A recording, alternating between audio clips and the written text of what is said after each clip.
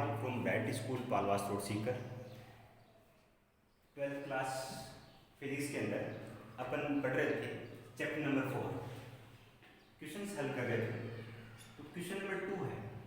Question number 2 देखेंगे आप, 3 संधारित्रों जिनमें प्रत्येक की धारिता, 3 संधारित्र है, प्रत्येक की धारिता 6 माइक्रोफैराड है। तो संयोजन से प्राप्त अधिकतम व न्यूनतम धारिताओं के मान ज्ञात कीजिए। एक तो अधिकतम धारिता और दूसरा न्यूनतम धारिता ज्ञात करेंगे। अधिकतम के लिए क्या होगा? अधिकतम धारिता आपने संधारित्र में 2 संयोजन पढ़े थे, एक श्रेणीक्रम संयोजन, दूसरा समांतर क्रम संयोजन। एक श्रेणीक्रम संयोजन, दूसरा समांतर क्रम संयोजन। अब इसमें होता क्या है, अधिकतम धारिता किसमें होगी, न्यूनतम किसमें होगी? फॉर्मूला याद होना चाहिए। संधारित्र जब श्रेणीक्रम में है तो उसकी तुल्य धारिता फॉर्मूला क्या होता है? 1/CS = 1/C1 + 1/C2 + 1/C3। 3 संधारित्र जब श्रेणीक्रम में है तब तुल्य धारिता।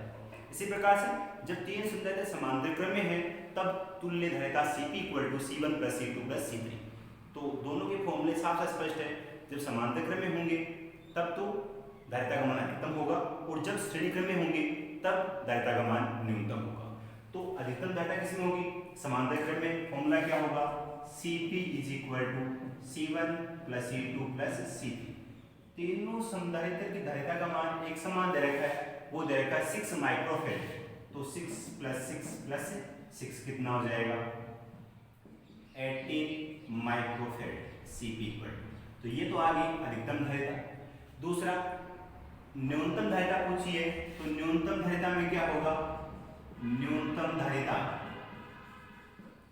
1/CS = 1/C1 1/C2 1/C3। तो 1/CS = 1/C1 की वैल्यू क्या है? 6। 1/6 1/6 1/6। एलसीएम क्या आएगा इसका? 6 आएगा, 1 टाइम्स आएगा सर,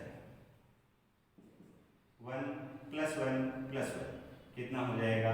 3/6। सिंप्लीफाई करेंगे, CS = कितना हो जाएगा?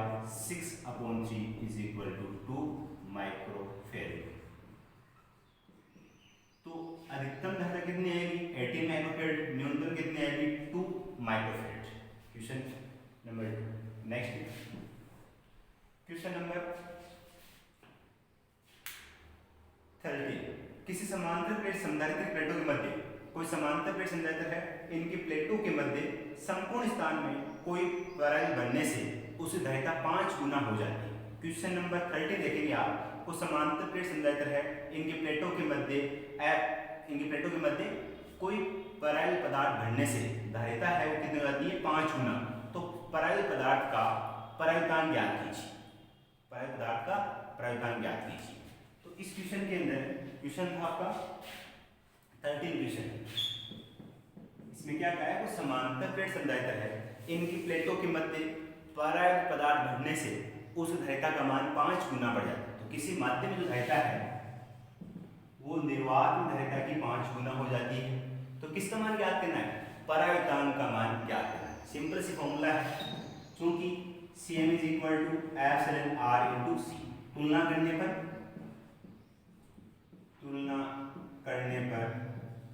εr = कितना हो जाएगा? 5। ये आपका आंसर। Question number 30। उसके बाद में क्वेश्चन नंबर 14। क्वेश्चन नंबर 14 क्या कह रहा है? एक समांतर प्लेट संधारित्र की प्लेटों के मध्य की दूरी स्मॉल d है, d/2 मोटाई की कोई पट्टिका है। अब समांतर प्लेट संधारित्र है, उनके मध्य दूरी d है। अब उनके मध्य d/2 मोटाई की पट्टिका रखते हैं, तब धारिता के मान पर क्या प्रभाव पड़ेगा? सिंपल सी बात है, फॉर्मूला कौन सा लगेगा? अगर समांतर प्लेट संधारित्र के मध्य स्मॉल t मोटाई की पट्टिका रखी हुई हो तो धारिता क्या होती है? C = ε0A/d-t + T/εr। ये फॉर्मूला होता है धारिता। ठीक है बात? C = ε0A, ये माध्यम है t मोटाई का, उसके लिए formula Cm = ε0A/d - t + T/εr। इसी फॉर्मूले को अपन सिंप्लीफाई करके रख सकते हैं। Cm = ε0A D minus T, T दोनों से कॉमन लेंगे तो माइनस टी कॉमन लिया, यहाँ से क्या बच गया 1, यहाँ से -1 अपॉन एप्सिलॉन आर। ठीक है, अब समांतर प्लेट समधारित्र है, इनकी प्लेटों के मध्य क्या रख रहे हैं, एक धातु की पट्टिका रख रहे हैं।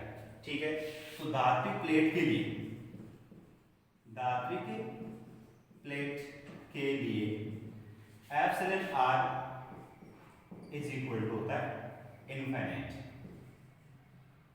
एप्सिलॉन आर की वैल्यू होती है अनंत।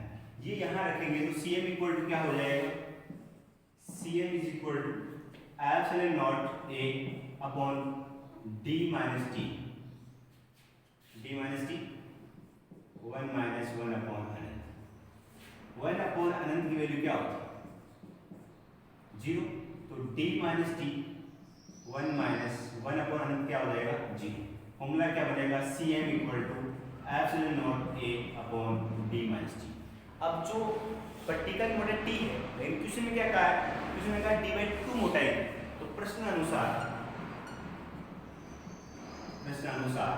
स्मॉल t इक्वल टू क्या है d/2, इस मान को यहाँ रखेंगे तो Cm is equal to epsilon not a upon d minus d/2, तो क्या होगा epsilon not a upon LCM 2 आएगा तो 2d माइनस t क्या हो जाएगा Cm equal to epsilon not a upon d/2, 2 epsilon not a upon d। ये epsilon not a upon d किसका मान होता है, निर्वात में धारिता का मान, निर्वात में धारिता का मान वो क्या होगा, क्योंकि C इक्वल टू होता है epsilon not a upon d, ये वाली वैल्यू यहाँ रखेंगे तो Cm is equal to 2c, Cm is equal to क्या हो जाएगा 2c। तो जब भी आप समांतर प्लेट संधारित्र की प्लेटों के मध्य d/2 मोटाई की धातु प्लेट रखेंगे तो धारिता का मान पहले की तुलना में 2 गुना हो जाएगा, दुगुना हो जाएगा, धारिता क्या हो जाएगा, धारिता मान दुगुना हो जाएगा। ये क्वेश्चन नंबर था आपका 15। उसके बाद में question number 20,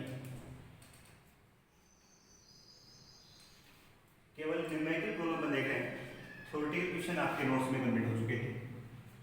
question number 20,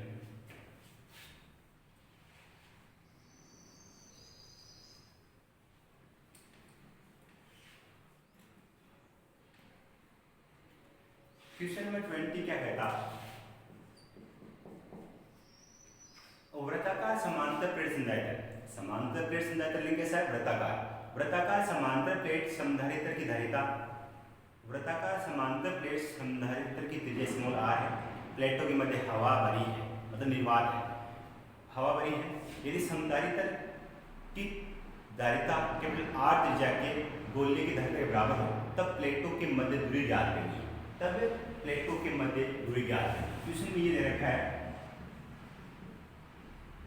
question में क्या दे रखा है, समांतर प्लेट संधारित्र, समांतर प्लेट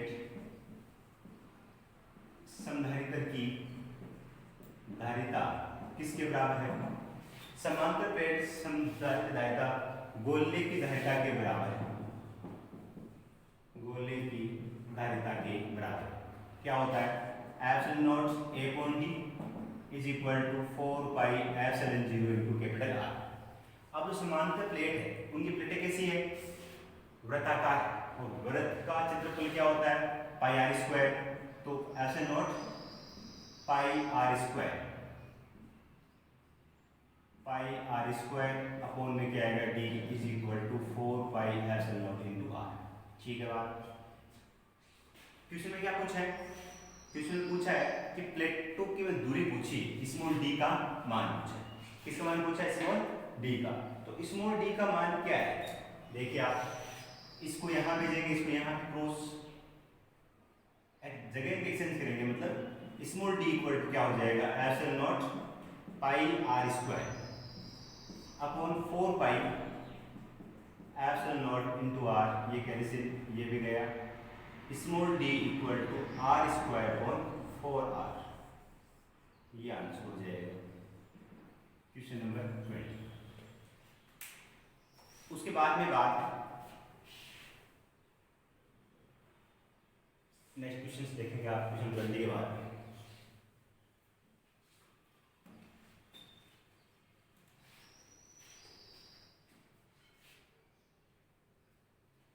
क्वेश्चन नंबर 20 के बाद नेक्स्ट क्वेश्चन है लघुवात्मक प्रश्न। क्या कहता है क्वेश्चन?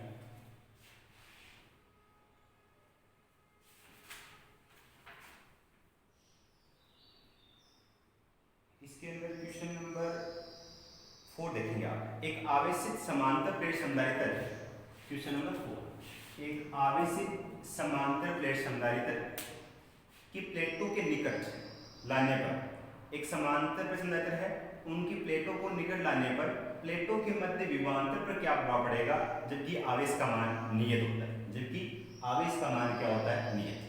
अब विभवांतर V इक्वल टू क्या होता है, Q upon C, V equal to क्या होता है, Q अपॉन C, लेकिन C equal to epsilon not A upon D होता है, अर्थात C का मान स्मॉल d के विविध क्रमानुपाती होता है। क्वेश्चन कह रहा है आपका, क्या कह रहा है, क्वेश्चन नंबर 4 की बात। एक आवेशित समांतर प्लेट संधारित्र की प्लेटों के निकट लाने पर उनकी प्लेटों के मध्य विभवांतर पर क्या प्रभाव पड़ेगा, विभवांतर पर क्या पड़ेगा जब आवेश का मान क्या हो, नियत।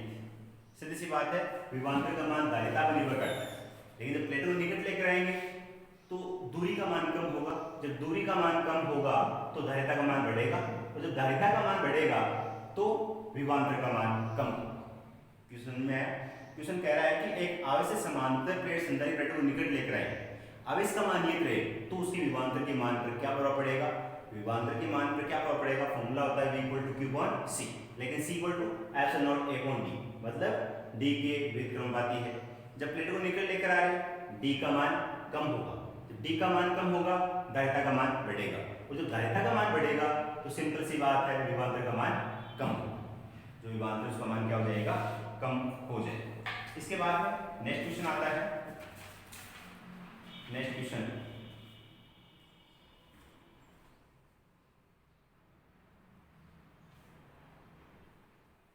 नंबर आप देखेंगे इसमें क्वेश्चन नंबर 8, सी धारिता के तीन संधारित्र एक बार श्रेणीक्रम में है और दूसरी बार समांतर क्रम में, एक बार तो श्रेणीक्रम में दूसरी बार समांतर क्रम में है, तो इन स्थितियों में तुल्य धारिताओं का अनुपात ज्ञात कीजिए। 8वें क्वेश्चन, श्रेणीक्रम में क्या होगा,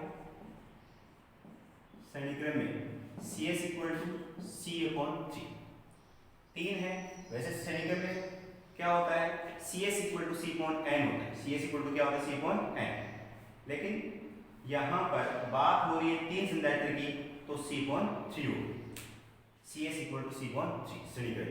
उसके बाद में समांतर क्रम की बात हो रही है, समांतर क्रम में क्या होगा, जब समान धारिता के n संधारित्र हो तो CP इक्वल टू NC होता है, 3 है तो 3C हो जाएगा, CP इक्वल टू 3C। उसके बाद में क्वेश्चन में क्या पूछा है,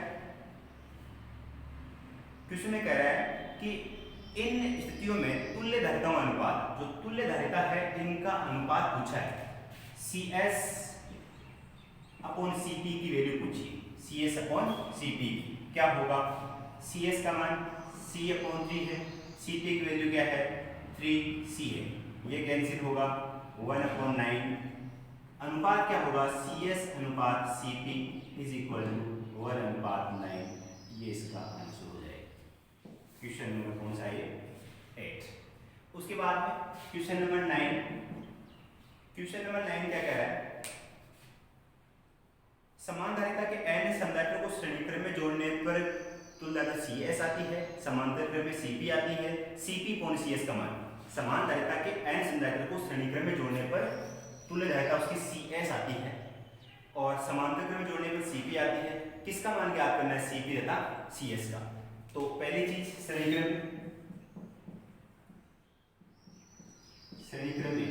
CS is equal to C upon n, समांतर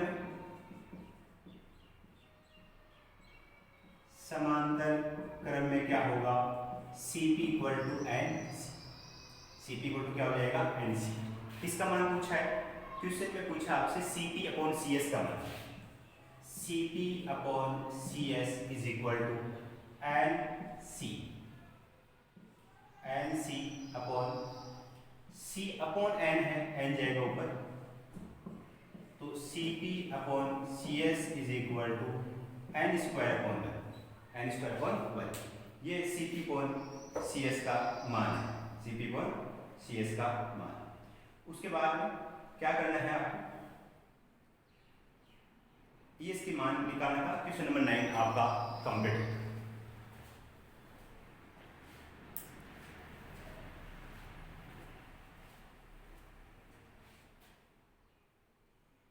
इसके बाद एक क्वेश्चन और है, क्वेश्चन नंबर 12 है। 2 माइक्रोफेड धारिता वाले वायु संधारित्र की प्लेटों के मध्य अपर की प्लेट अतिरिक्त धारिता 5 माइक्रोफेड हो जाती है। अपर का प्रायोगांक ज्ञात कीजिए। अपर का प्रायोगांक ज्ञात कीजिए। छोटा सा क्वेश्चन है, 12वां क्वेश्चन।